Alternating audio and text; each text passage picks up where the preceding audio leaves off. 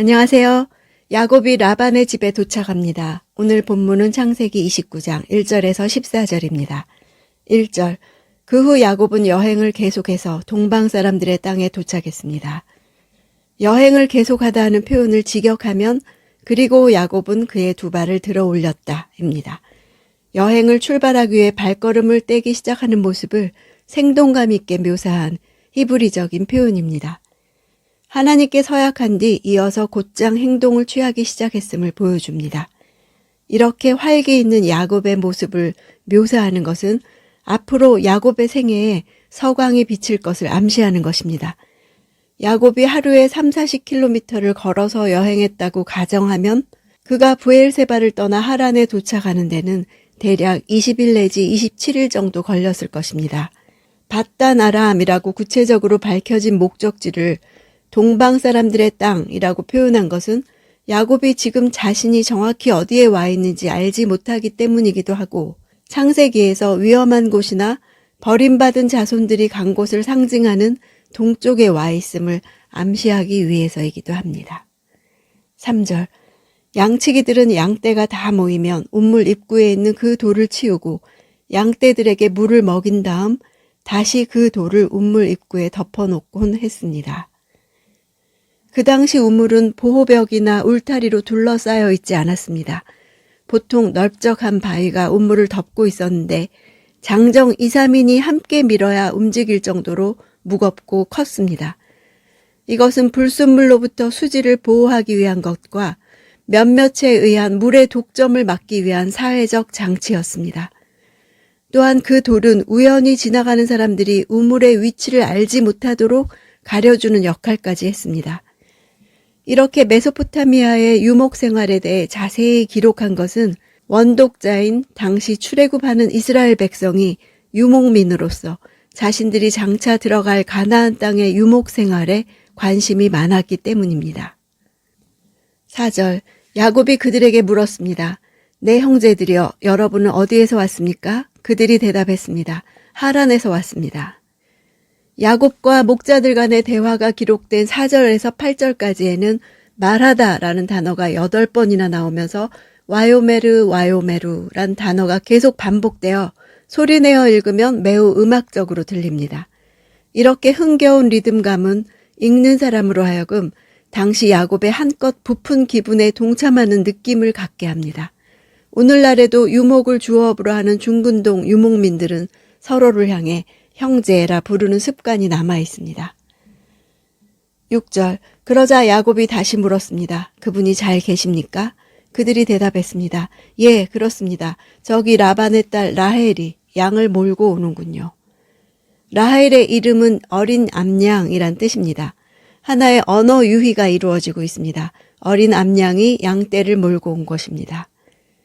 8절. 그들이 대답했습니다. 우리는 그렇게 할 수 없습니다. 양떼가 다 모이고 우물 입구에서 돌을 치울 때까지 우리는 양들에게 물을 먹일 수가 없습니다. 물이 부족한 곳에서 목동들끼리 지역의 우물을 사용하는 것에 대한 협정을 맺은 것을 알 수 있습니다. 그러나 서로 신뢰하지 못하기 때문에 양떼가 다 모일 때까지 기다려야 했습니다. 11절. 야곱은 라헬에게 입을 맞추고 소리 높여 울었습니다.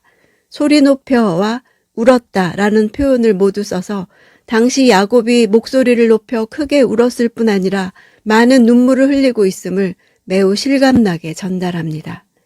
리브가가 고향을 떠난 지 100여 년이 되었는데 리브가의 친정은 목축을 하는 사람들이라 따로 주소가 있을 리 없었습니다. 그곳에서 친척을 찾았다는 기쁨과 그 먼 길을 여행하는 동안 자신을 변함없이 보호해 주신 하나님의 도우심에 감격했기 때문일 것입니다. 13절.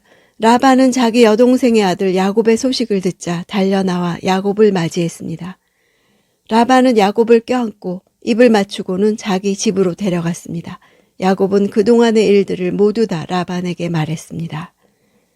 실제로 라반은 여동생 리브가가 이삭에게 시집간 이후 거의 100년 만에 리브가의 혈육을 만났기에 그 기쁨이란 이루 말할 수 없었을 것입니다. 한편 재미있는 것은 유대 랍비들은 당시 라반의 행동을 악의적으로 해석합니다. 과거 아브라함의 종이 많은 보물을 지니고 왔듯이 야곱도 그럴 것이라 기대하고 이를 찾기 위해 껴안고 입을 맞췄다고 해석한다는 것입니다. 14절, 라반이 그에게 말했습니다. 정말로 너는 내 혈육이로구나. 야곱이 라반의 집에서 그와 함께 한 달 동안 머물렀습니다. 내 혈육이라는 말은 우리 집안의 일원으로 인정하고 받아들이겠다는 의지를 표현하는 것입니다. 일부 학자들은 이 말을 순수하게 받아들이지 않습니다.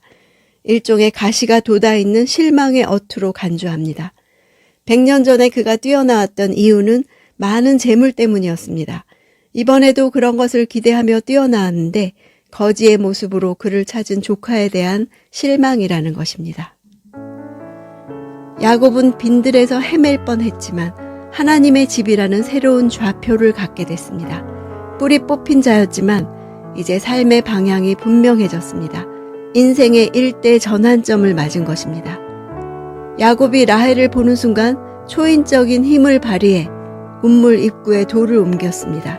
집에 있을 때의 야곱과 전혀 다른 모습을 보여주는 것입니다. 이것은 하나님께서 그와 함께 하시는 증표로 해석될 수 있습니다. 이 이야기에서 돌은 매우 중요한 구성 요소입니다. 저자는 이 돌을 야곱이 베델에 세웠던 돌과 연관시키고 있습니다. 돌베개가 하나님의 집이 될 것은 자기를 중심으로 한 삶이 하나님을 중심으로 옮겨질 것을 보여줍니다. 베델에서 하나님은 야곱에게 그가 어디에 있든 그와 함께 하실 것이라는 약속을 주셨는데 이 돌은 그 약속이 잘 지켜지고 있음을 암시하는 상징이 되고 있습니다. 내 눈에는 절망밖에 보이지 않지만 하나님 눈에는 꺾이지 않는 하나님 나라가 보입니다. 오늘도 나를 중심으로 사는 삶에서 하나님 중심으로 옮겨지는 순간순간이 있기를 원합니다.